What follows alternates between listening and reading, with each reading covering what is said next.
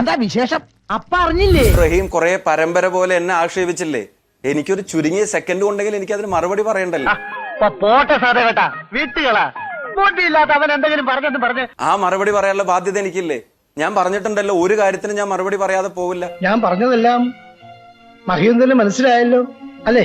ഇനി ചെറിയൊരു സംശയം, ആകാശ് തില്ലങ്കേരിക്ക് ആരാ ഇപ്പോഴും സംരക്ഷണം കൊടുക്കുന്നത്? നിന്റെ പണി ഇതാണോടാ? കുഞ്ഞനന്ദൻ മഹാനായ വ്യക്തിത്വമാണെന്ന് ഇപ്പോഴും ആരാ പറഞ്ഞത്? കാരായി രാജനും കാരായി ചന്ദ്രശേഖരനും ഇത്രയും അധികം ഓൺ ചെയ്തത് ആരാ? കൊടിസുനിക്ക് ജയിലിൽ ഫോൺ ഉപയോഗിക്കാനുള്ള പെർമിഷൻ കൊടുത്തത് ആരാ? ഉത്തരം കൂടെ. കൊടിസുനിക്ക് ഇഷ്ടം പോലെ പരോൾ അനുവദിച്ചത് ആരാ? പരോളിലിറങ്ങിയ മുഹമ്മദ് ഷാഫിക്ക് കല്യാണം കഴിക്കാൻ അവസരം ഒരുക്കി കൊടുക്കുമ്പോൾ ആ കല്യാണത്തിൽ MLA പങ്കെടുത്തിട്ട് അതിനെ വിജയിപ്പിക്കാൻ 2000 ആളുകളുടെ കൂട്ടത്തിൽ അവിടെ ഷംസീറിനെ പോലെ ഒരു MLA പങ്കെടുപ്പിച്ചിട്ട് അവർക്ക് പിന്തുണ കൊടുത്തത് ആരാ? ആ നടുക്കടലിൽ ചെന്നാലും നക്കിയെ കുടിക്കുള്ള അമ്മജി. ഞാൻ വേറെ കാര്യം ചോദിച്ചോട്ടെ, കിർമാണി മനോജനും പുറത്തിറങ്ങിയിട്ട് കല്യാണം കഴിക്കുമ്പോൾ അതിനുള്ള അവസരം ഒരുക്കി കൊടുക്കാൻ പിന്തുണ കൊടുത്തത് ആരാ? ഓപ്പൺ കാറിൽ വരണയും വെച്ച് കൊലപാതക കേസിലെ പ്രതി, ഓപ്പൺ കാറിലെ കൊലപാതക കേസിലെ പ്രതിയെ, ആ പ്രതിയെ അറിയാൻ പാടില്ലെങ്കിൽ പിന്നെ ഇടക്ക് കയറി എന്നാത്തിനാട് ഒപ്പും. ആ പ്രതിയെ ഞാൻ പറഞ്ഞു, ഈ പറയുന്ന ആര്? ഈ റഹീം ഇങ്ങനെ അക്ഷമ കാണിക്കണ്ട.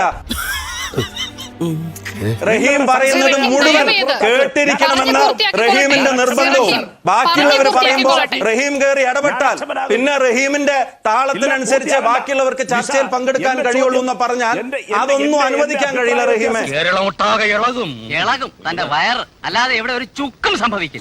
അതൊന്നും അനുവദിക്കാൻ കഴിയില്ല. ഞാൻ പറയും, ഞാൻ ആവർത്തിച്ചു പറയുന്നു, എന്നെ കാണുന്ന മുഴുവൻ പ്രേക്ഷകരുടെയും മുമ്പിൽ ഞാൻ പറയുന്നു, റഹീം ചോദിച്ച ഒരു ചോദ്യത്തിനും എനിക്ക് ഉത്തരമില്ലാതില്ല. എന്നെ അപമാനിക്കരുത്. ഭരണത്തിന്റെ ഇടനാഴികളിൽ ഇന്ന് വരെ ആരും എന്നോട് ഇങ്ങനെ ഇടപെട്ടിട്ടില്ല. ഞാൻ സംസാരിക്കുമ്പോൾ മുഴുവൻ ഇടപെട്ടുകൊണ്ടേ ഇരുന്നിട്ട് പിന്നെ എനിക്ക് പറയാനുള്ളത് പിന്നെ പറയാൻ തുടങ്ങിയിട്ട് കാര്യമുണ്ടോ? ഞാൻ അപ്പോഴേ പറഞ്ഞാണ് ഉമ്മാരോട് ഇതൊന്നും ഏക്കൂല. വലിയ എന്നാ ഞാൻ ഇത്ര നേരം ഞാൻ പറഞ്ഞിട്ടില്ല. റഹീം തള്ളി പറയുന്നതിനെ പറ്റി റഹീം ചോദിച്ചല്ലോ, ഞാൻ ഇത്ര നേരം മിണ്ടിയിട്ടില്ല. ആകെ ചളമായി, ഇനിയിപ്പോ എന്തോ ചെയ്യും? ചക്ക കുഴയുന്ന പോലെ കുഴയും. ഇവിടെ വെഞ്ഞാറമൂട് പോലീസ് സ്റ്റേഷനിൽ ഒരു 307 രജിസ്റ്റർ ചെയ്തിട്ടുണ്ട്. DYFIയുടെ ഏരിയ കമ്മിറ്റിയുടെ ജോയിന്റ് കൺവീനർ ആയിരുന്ന സഞ്ജയനെ വധിക്കാൻ ശ്രമിച്ച കേസിൽ ഒരു 307.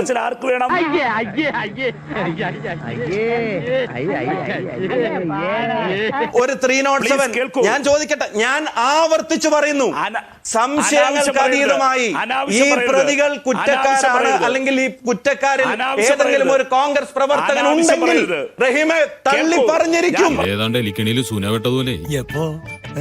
തള്ളി പറഞ്ഞിരിക്കും, ഒരു സംശയവും വേണ്ട. റഹീമിന് പറയാൻ കഴിയും, അതുപോലെ റഹീമിന് പറയാൻ കഴിയും. കഴിപ്പണം കെട്ടവന്മാരെ കൊണ്ട് ഒരു ഇരിക്കെ പുറതെയില്ല ചെല്ല. ഇങ്ങനെ എങ്ങനെ ഒരു ചർച്ച കൊണ്ട് നടക്കുന്ന റഹീമിന്റെ ചോദ്യത്തിന് പ്രസക്തമായ മറുപടി ഉണ്ട്. അതിന് മുങ്ങണം. ഇതൊക്കെ ഇങ്ങോട്ട് ഓടിക്കയറുന്ന ആലോചിക്കണമായിരുന്നു. റഹീം അത് കേൾക്കാൻ തയ്യാറാവണം. മറുപടി ഞാൻ പറയുന്നതിനകത്ത് റഹീമിന് എന്തെങ്കിലും അസ്വസ്ഥതയുണ്ടോ? ഇവന്റെ ഒരു കാര്യം നീഞ്ഞു വന്നേ, ദൈവത്തെ ഓർത്ത് ചതിക്കരുത്. റഹീമിന് എന്തെങ്കിലും അസ്വസ്ഥതയുണ്ടോ മറുപടി ഞാൻ പറയുന്നതിനകത്ത്? എന്നെ ചോര കുടിക്കുന്ന ഡ്രാക്കുളാന്ന് വളരെ ആസ്വദിച്ച ഡിസ്റ്റർബൻസ് ഒന്നും ഇല്ലാണ്ട് പറഞ്ഞപ്പോ തിരിച്ചു പറയാൻ മറുപടി ഇല്ലാന്ന് വിചാരിച്ചോ?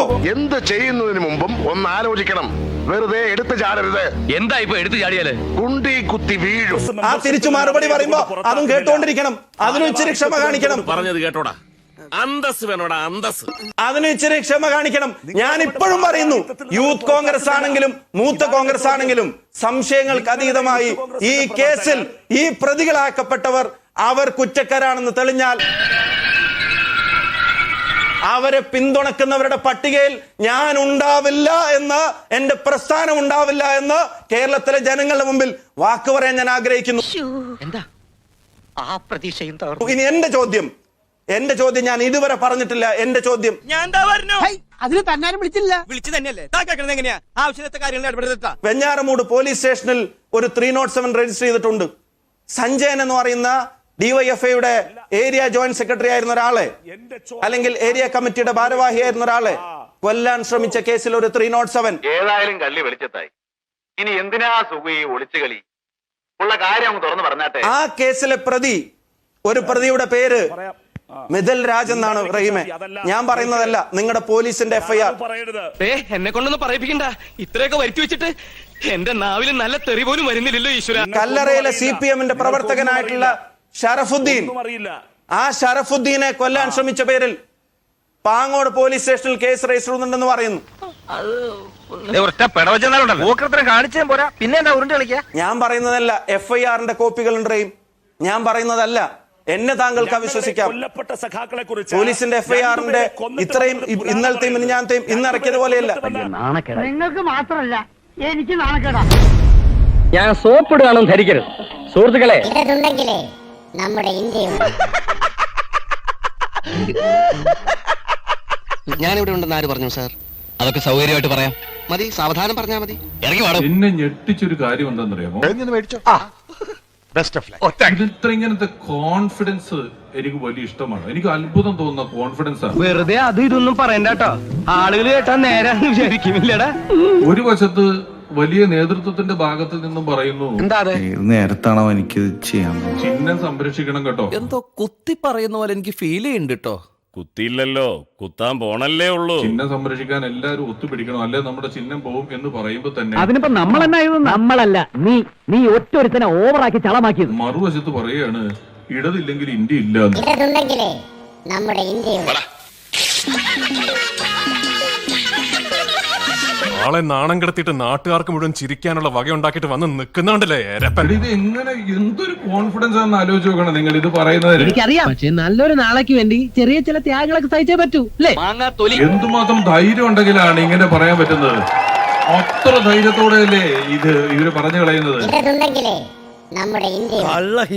പുറത്തിറങ്ങാൻ പറ്റാത്ത അവസ്ഥയല്ല. ഞാൻ ചോദിച്ചു എന്തിനാണ് നിങ്ങൾ നിൽക്കുന്നത്? അപ്പൊ ഞങ്ങൾ ഭരണഘടന സംരക്ഷിക്കാൻ നിൽക്കുക. ഒന്ന് പറഞ്ഞു കൊടുക്കി.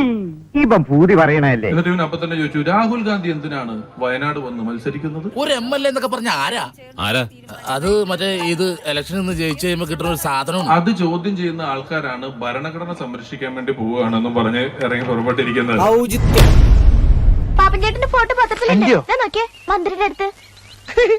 ഈ പത്രക്കാരെ കൂടി ഞാൻ തോറ്റു. നിങ്ങൾ എല്ലാവരും ഇത് നടക്കുന്നത് അറിഞ്ഞും കേട്ടും സ്വന്തം ചെലവിലും വണ്ടിയിലും ബസ്സിലും ഒക്കെ കയറിയും തിരക്കിലും ഒക്കെ വന്ന് ഇവിടം വരെ ഇരിക്കുന്ന ആൾക്കാരാണ്. രാഘവൻ പറഞ്ഞത് വാസ്തവം. അല്ലാതെ വാട്സപ്പ് ഗ്രൂപ്പിലൂടെ പേടിപ്പിച്ചു കൊണ്ടുവന്ന ആൾക്കാരല്ല എന്നുള്ള ഉത്തമ ബോധ്യം എനിക്കുണ്ട്.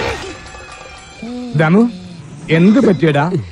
ചായ നെറുകന്തലേ കയറി ബ്ലോക്ക് ഈ ലോകത്തിന്റെ ഏത് കോണിൽ എന്ത് നല്ല കാര്യം നടന്നാലും അത് നമ്മളുണ്ടാക്കിയതാന്ന് പറയുന്ന ഒരു പരിപാടി പണ്ട് തൊട്ട് ഇവരുടെ കയ്യിലുണ്ട്. ആരാണ്ടോ പറഞ്ഞ പോലെയാ നിന്റെ കാര്യം.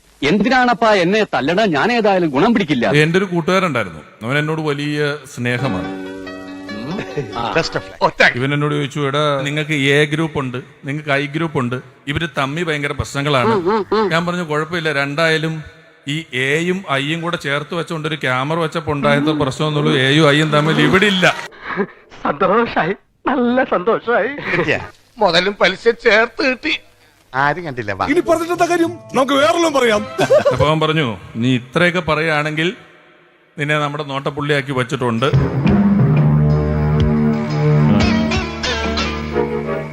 ഞങ്ങളുടെ സൈബർ ശക്തിയെ കുറിച്ച് നിനക്ക് അറിയില്ല.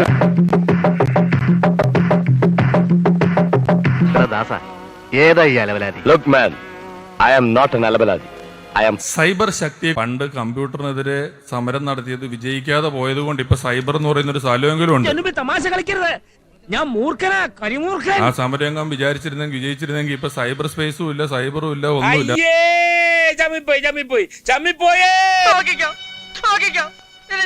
ഒരു 6 ഇഞ്ച് നീങ്ങി ഒരു ചുവന്ന സ്വിച്ച് കാണുന്നുണ്ടോ? കാണുന്നുണ്ട്. ഈ സ്വിച്ചിന്റെ കാര്യമാണ്. ചുവന്ന സ്വിച്ച് അമർത്തിയോ? അമർത്തി.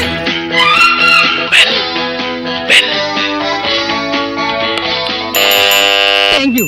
ഈ ഉപകാരം മറന്നാലും ഞാൻ മരിക്കില്ല. ഇതൊക്കെ എന്ത് അപ്പോ നാളെ നേരത്തെ തന്നെ ഇങ്ങോട്ട് എത്തണം കേട്ടോ. ശരി.